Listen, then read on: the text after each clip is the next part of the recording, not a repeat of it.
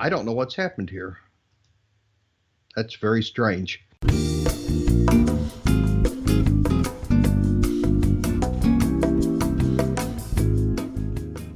Hey everybody, welcome to Garden Fork Radio. Thanks for taking a minute to check out Garden Fork Radio and downloading the show.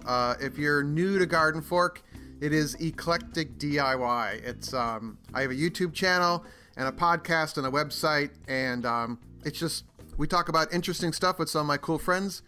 And my cool friend Rick has joined us. Welcome, sir. No one's ever described me as their cool friend. But good morning, Eric. How are you, my friend? I'm fine. I'd like to welcome my very interesting friend, Rick. With air quotes around that. Yeah. And then you question mark too.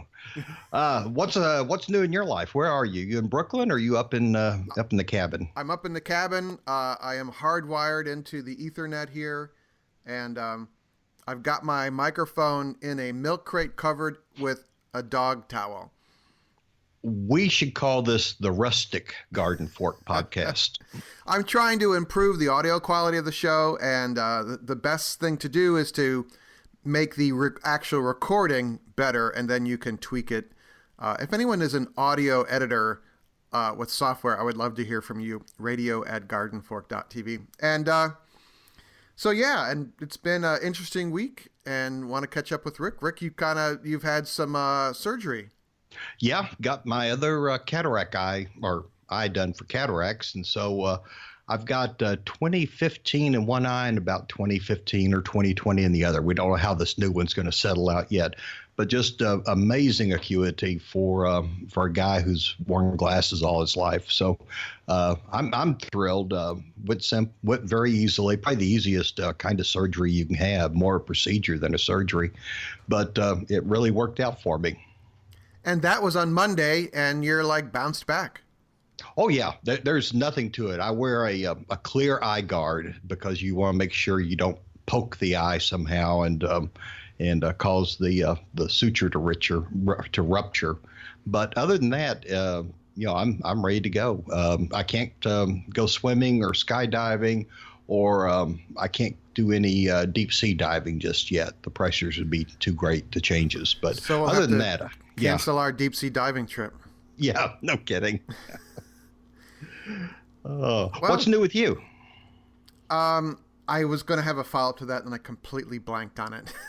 Oh, I got some safety glasses that have a diopter built into the bottom inside corner. So, I can see medium and far distances fine, but I need the reading glasses to see things up close.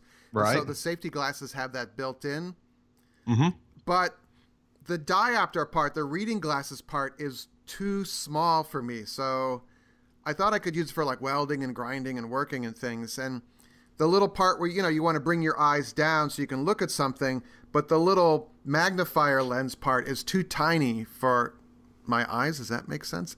Yeah. I need a bigger portion of the safety glasses to be a reading glasses part. But they were only $15 for two of them, so I was like, okay. They were highly rated on Amazon, and I'm like, maybe you have to get used to them, but I'm like trying to shove the glasses up on my eyes so I can have the magnifier part.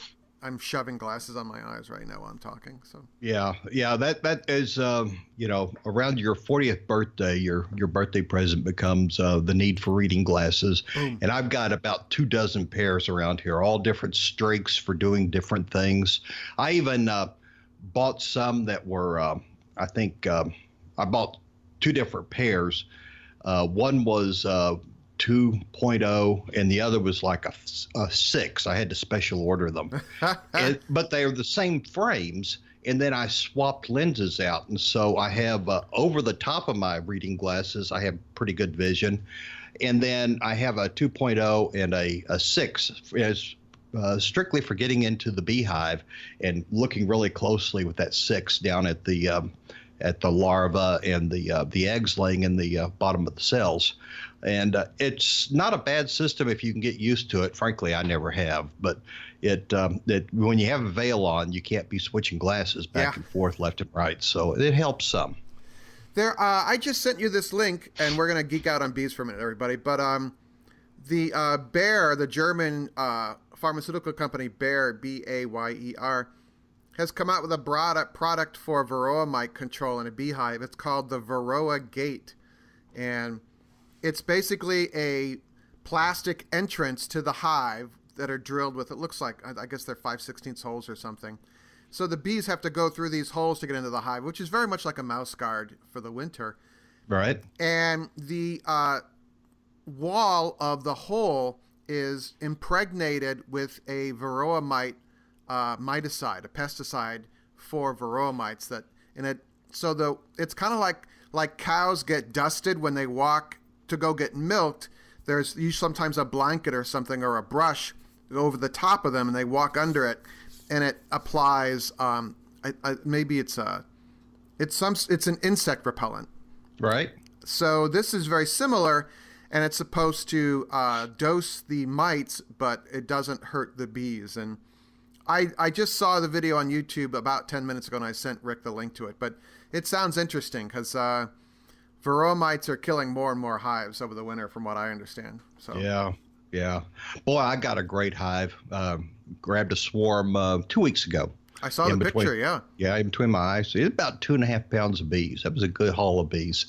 And got them in hived, and they're going to start producing, I guess, next year.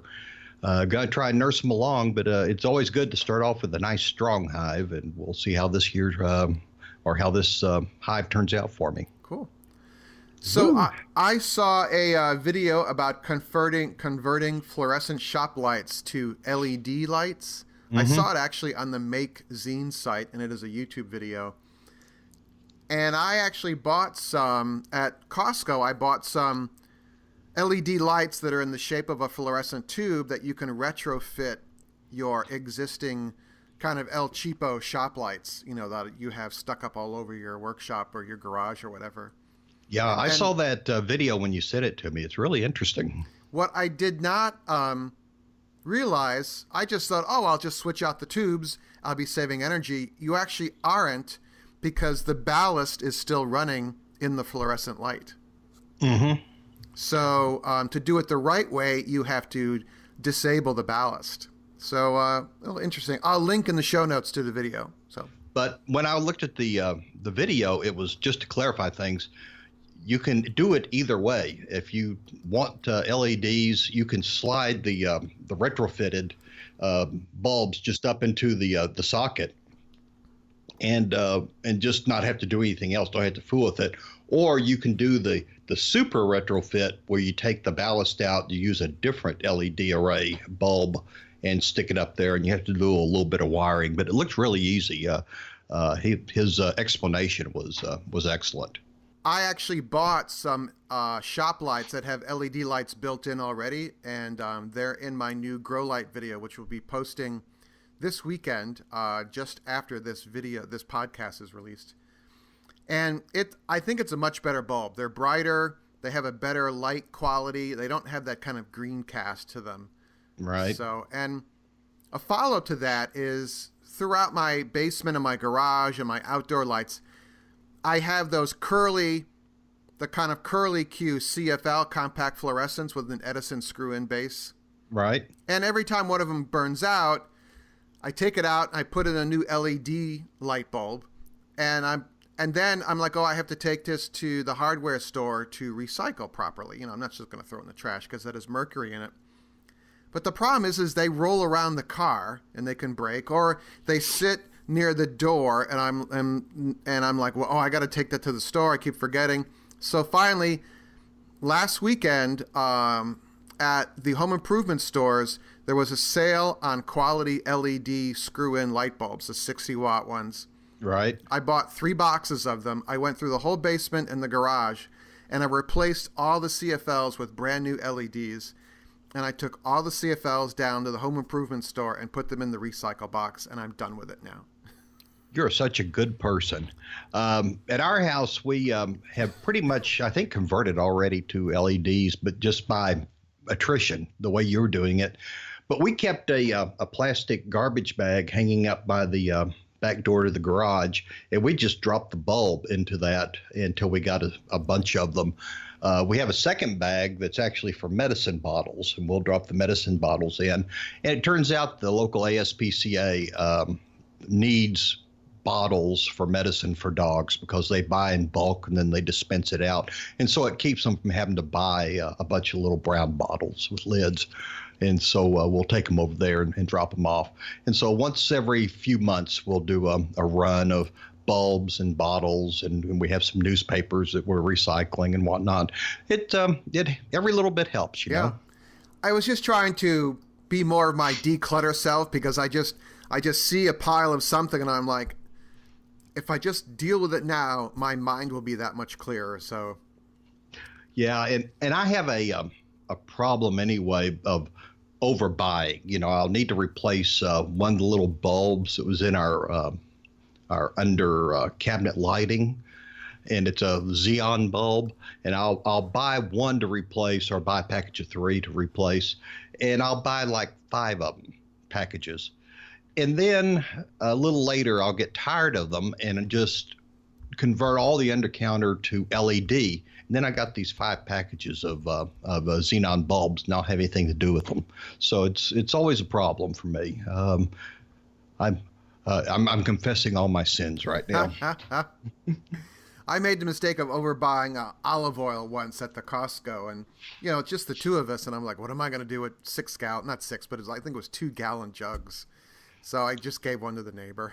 Yeah, you know, I bought a gallon of soy sauce once. I don't know what was in my mind, you know, because you just a drip here and there. But I like to think that it's actually fermenting over there and making better soy sauce. All right. So did you see the link I sent you from Atlas Obscura, by the way, is a fantastic website. Yes. Stuff that you would never expect or didn't even know existed, you find there. It's literally is obscura, things that are hidden, and it's wonderful. But I saw what was it, walled garden for citrus. Right, we've talked about walled gardens before from No Tech magazine, which is a website, or it's called. I think the guy has 2 sites, but they're the same content. I could be wrong, but. No Tech or Low Tech magazine. We'll link to it in the show notes here. But in Europe, they had these brick or stone walls that were essentially thermal batteries, and they would grow plants along the sunny side of that wall, and they could essentially do a season extension. And he had some postcards in the post. I'll go find it and post it here about these walled gardens. And so I read this article and immediately thought of that, and I thought of Rick. So here we are. Yeah, and the latest one, the one that's actually in this video, is in Greece, and it's one of the northern islands. Gets pretty cold, and it's extremely barren and rocky, and they built these round walled fort things. Yeah, round walls. It looks like a fort, literally. And down at the bottom, there's a little hole that you have to get on your knees and hands and knees and crawl through. And they have some of the most luscious fruit trees that are surviving inside that walled garden. It's the walls absorb enough heat and then reflect it, like you say, a heat battery, that it really helps them grow. And it's about the only thing they seem to be able to grow on that island. Yeah, it was, it just was one of those brilliant analog solutions that somebody did, I don't know, about thousands of years ago, but way before television, you know? Oh, no, I think it was thousands of years ago. Some of these walls have existed for, centuries. And that even makes it more impressive that somebody figured it out. Nothing new under the sun.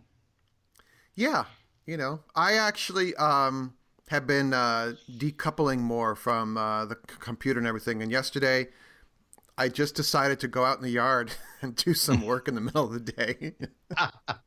I have to admit, after the Facebook fiasco, I've been slow on coming back. I try to take care of my obligations, which are the Garden Fork Q&A group, and then the fans of the Thomas Jefferson Hour group. And I have just about abandoned poor old Facebook right now. I'm just hopping mad at them. But we're going to talk about one thing about them. So before we were recording, Rick is like, do you want to talk about stripper names? And I'm like, no. And then he explained me what it was. It could also be superhero names. So right. Think about this next time you play one of those little Facebook games or Facebook polls. Yeah, I'll confess that my stripper name is Missy Falcon. And yeah. Brown chicken cow or whatever. But it's one of the things that I picked up recently is that you play these little games on Facebook, and it's like, what's your stripper name? And take the name of your first dog and the name of your first car and combine them. And then you type it in, and it says your stripper name is Missy Falcon. That's that. My first little dog was a pug, and her name was Missy. And then the Falcon was I had a 1963 Ford Falcon. It was my first car. Wow. I spent more time under it than in it. Poor thing. But those also happen to be the answers to questions that are my security questions at the bank or for my credit card. Your first dog's name, your first car. Right. And so, and they begin to you play these games and they look like fun. They're just nonsense things, but they're actually building a file that will reflect eventually the kinds of questions that they ask when somebody wants to get into your bank account and they don't have the password, or they're trying to do some sort of extra security, or into your credit card accounts. I've run across your favorite teacher and, which street did you grow up on? Your wife's maiden name and, I don't know, something else. So all sorts of stuff. So, and basically the creators of these games are scraping that data, and they can take that, they can take some publicly available information, they can take your name from Facebook, and they can try and hack into your email, your account, your bank accounts, your credit card accounts, your Amazon account. Because so many of these security questions are when you want to reset a password. Right. So, that's it. Yeah. So, just be careful about that. It's not nearly as much fun. I mean, when Sissy Falcon popped up as my stripper name, and it asked if you're a male or a woman, and I said I'm a male, and so they threw up a picture of some woman on a pole, but it's not, the payoff really there is not worth the kind of information you're giving up, which is the closest held information that you have in your life. They're things that that probably nobody else knows about you. I give fake answers for all that stuff. So, all right. But then I can't remember the fake answers is the problem. All right. So let's talk about something completely different now. Oh. You can download all of Wikipedia onto a thumb drive. Really? I didn't know that. So when you lose your internet, or you're in the middle of nowhere, or when some other nation turns off our internet, you can have an encyclopedia. It's a group curated encyclopedia. I don't know if you would call it edited. So if you need some information, you might be able to find it on your Wikipedia thumb drive, as long as your laptop works, Yeah, and how long will that last? Solar power and a laptop, Yeah, could last a good while. Interesting. I didn't know that was even possible. You'd think Wikipedia would be so extensive. Of course, it is mostly a text file. I mean, in the end. Yeah. I think it's about a 20 gigabyte thumb drive. It's on Lifehacker. I will link to it. But if you go to Lifehacker and type in how to download all of Wikipedia, it'll show up. Okay. I have a new garden project. I broke down and bought the Garden Tower Project device. It's a planter that's 4 foot tall, has 5 tiers. It rotates. It has a worm composting down the center of the tier, and I just put my worms in yesterday, and I'm going to give this a try. It seems to be really great for people that like me have had knee replacement, and it's hard to get down on your knees and do a lot all the time, or somebody that's older, or in a wheelchair, or even just has a patio and not much else space, because it turns easily, you can have some pretty nice vegetables on the side, or you can do it for flowers, whatever you want to grow. But I'm beginning to like it a lot, and I thought I'd review it and it, put together in about 15 minutes. It was really easy, and it's a little pricey, but it's not bad. So I'll send you a link. Then as soon as I finish this little article about it, I'll send one over to the Facebook group. Huh. And we'll put it in the show notes of the show here. Yeah. It's really fascinating, and I think I've already got strawberries blooming in it. I call it my salad tower, because everything in this tower goes toward making salad for the house. I have lots of romaine lettuce, and right now you sure want to be growing your own romaine lettuce, apparently, with all the recalls they've been having. Yeah.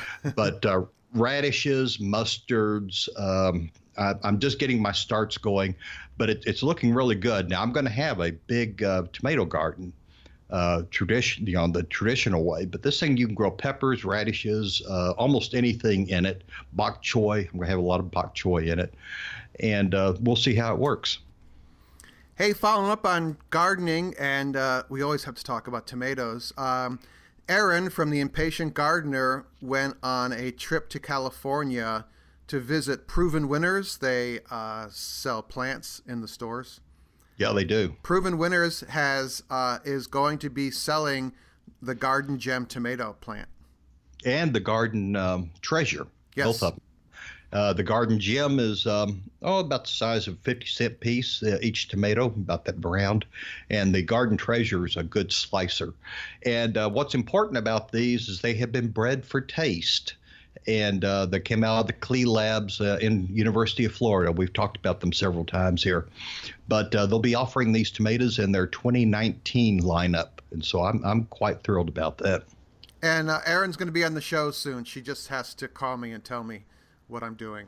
So, Erin, are you listening? Yeah, she is. She talks back to the radio. Yeah. Call Eric soon.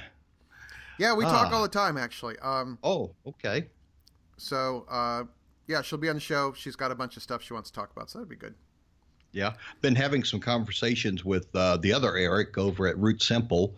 It's been online on his website about, how do you get the word out if you're not doing Facebook? And he put out a piece really cutting all ties with Facebook, and we were just trying to decide how best to go forward. And this kind of reminds me of the time before Facebook, and so I'm back when you had circles of trust. You remember all that was going around? Yeah, and thinking about how to better advertise and get people to watch or to look at quality, like Facebook, Root Simple, Aaron's Impatient Gardener, all those things, Sand and Sisal, the good garden sites that have a lot of good information in them, and how to support each other. So it's kind of interesting. We don't have any real solutions yet. So Garden Fork isn't a good garden site? I said like yours, didn't I? No, you said Facebook. Oh, I'm at the Facebook Q&A group. Okay. Group, yeah. But no, your website. I mean, you've got every video that you ever made up there, and they all, are just almost evergreen. They seldom go stale, so they're great to look at. And you can sign up for the Garden Fork email list. That's actually the best way to find out what's going on in my world. Is, and I'm really I want to make that. I don't know if the word is to push people to do that, but that's the only thing you own in this, this web world is the email list. I mean, I'm on YouTube. I'm on there. I don't own that platform. I'm on Facebook. I don't own that platform. Facebook makes it very difficult for you to interact with any of your followers without you paying them. YouTube actually wants you to interact with people to the point that,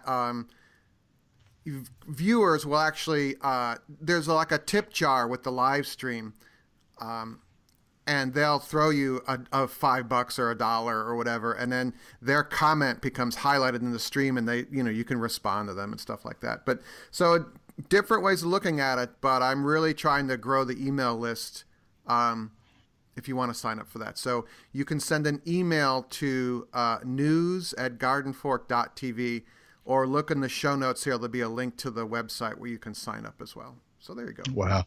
I am a newsletter maven now. I have stopped looking so much at Facebook, and I just go to all the sources I normally get news from that I think are quality sources.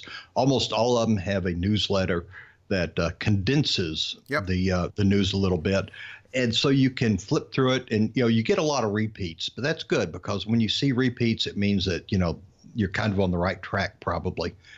And, it just really helps to get through the morning, check a few sites, check the newsletters.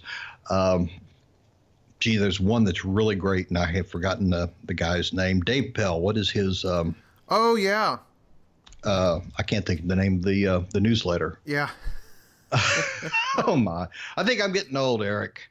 Yeah, he's good. There's some stuff I don't agree with him, but he does a curated list. He is a Silicon Valley kind of San Francisco kind of guy. So there is a bit of a tech bent to it, but yeah. I can't remember the name either, but we'll put it in the show notes here. And someone is yelling back at the podcast right now. Yeah, so. I hope Dave Pell's yelling back at the podcast. That would be great. Would you like my meditation quote of the day? Oh, please. Let me get all. I'm just a second. Let me light a candle. Put your feet comfortably on the floor, and you're sitting up in your chair. Ready? Okay, go ahead. We may feel miserable about something one day and able to laugh at it the next. Clearly, the biggest challenge to our happiness is the mind. Wow. Boom. Profound. No, but it makes total sense, because there could be something grinding on you, and then the next day it doesn't. In the event or whatever, it still exists. It's just how you feel about it. So a lot of, I think, making myself better is to either let go of those feelings or talk to myself and say, look, you're, it's just a feeling, you can let go of it. It's kind of the impermanence of life is really what it reflects on. So. Right. I have been amazed. I've been studying. I did a lot of these kind of meditation studies, particularly from Headspace. I see this is where that one came from, actually. Yep. Learning to meditate. I'm breaking up? No, I said great app. Oh, okay. Sorry. And, but I've also been deep in study of Stoicism. Yes. And the ancient philosophies, Greek and Roman periods, and actually carries through. There are lots of threads that come through to today, but essentially these two philosophies developed about the same approach at the same times in different parts of the world.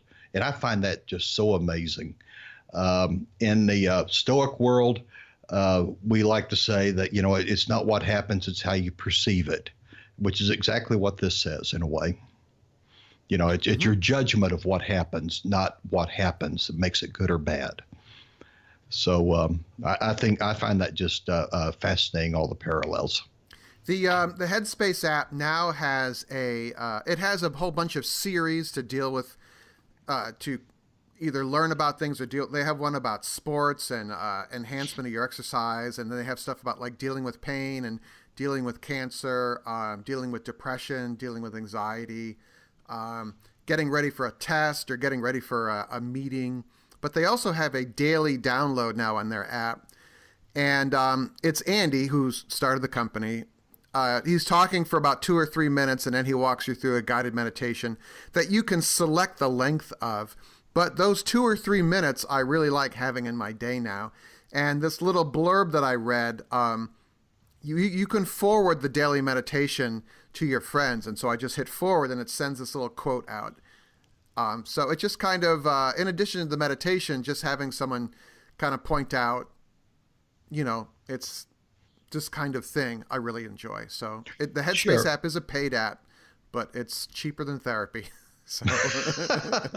Well, and the important thing to know about meditation, a lot of people think it's just sitting there and kind of emptying your mind. And that's the beginning part of it.